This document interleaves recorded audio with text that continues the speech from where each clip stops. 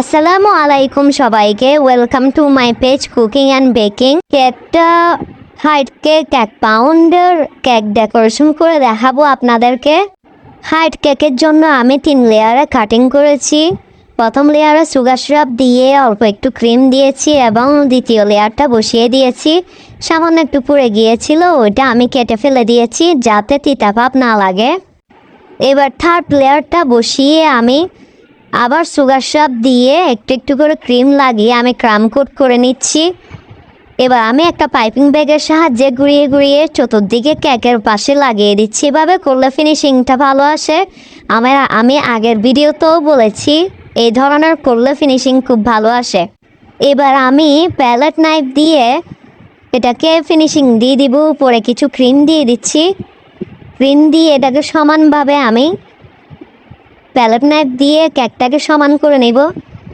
যতক্ষণ সমান হবে না, যতক্ষণ ফিনিশিং আসবে না সুন্দর, আমি ততক্ষণ পর্যন্ত ফিনিশিং করতে থাকব। এই কেকের মধ্যে আমি ক্রিমে কোনো কালার ইউজ করি নাই।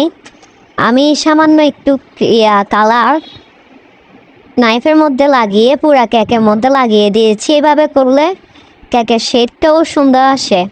সাদা এবং আকাশি কালার এই দুইটা শেড আসবে কেকের মধ্যে, এবং ক্রিমের মধ্যেও কোনো ধরনের তিতা ভাব লাগবে না। এভাবে অল্প কালার দিয়েও কেকটা ফিনিশিং করা যায় সুন্দর করে। আমি এখন একটা ব্রাশের সাহায্যে একটা ডিজাইন করে নিচ্ছি। এখন আমি কয়েকটা গোলাপ তৈরি করব। সাইডে দিয়ে যা কিছু লেগেছিল আমি সব মুছে দিচ্ছি।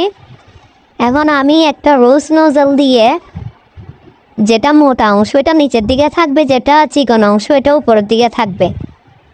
এই যে পাপড়িগুলা কিভাবে করতেছি ওগুলো ভিডিওতে দেখা যাচ্ছে, আপনারা যদি পরে থাকেন এভাবে করবেন। আমি একটা ছুরির সাহায্যে বসিয়ে দিচ্ছি, অনেকে কাঁচের মাধ্যমে করে, আমি এভাবে সুবিধা পাই সেজন্য এভাবে লাগিয়েছি। আমি 3টা গোলাপি বানিয়ে ফেলেছি, নিচে আরেকটা দিয়েছি। এটা হচ্ছে লিপ নোজেল, এটা দিয়ে পাতা তৈরি করা হয়। আমি গ্রিন কালার দিয়ে কয়েকটা পাতা দিয়ে নিচ্ছি যাতে সৌন্দর্য দেখা যায়। এখন কেকটা সম্পূর্ণ ডান হয়ে গেছে আমার, আমি নাম লিখে দিলাম। সবাইকে ধন্যবাদ এতক্ষণ পর্যন্ত ভিডিও দেখার জন্য।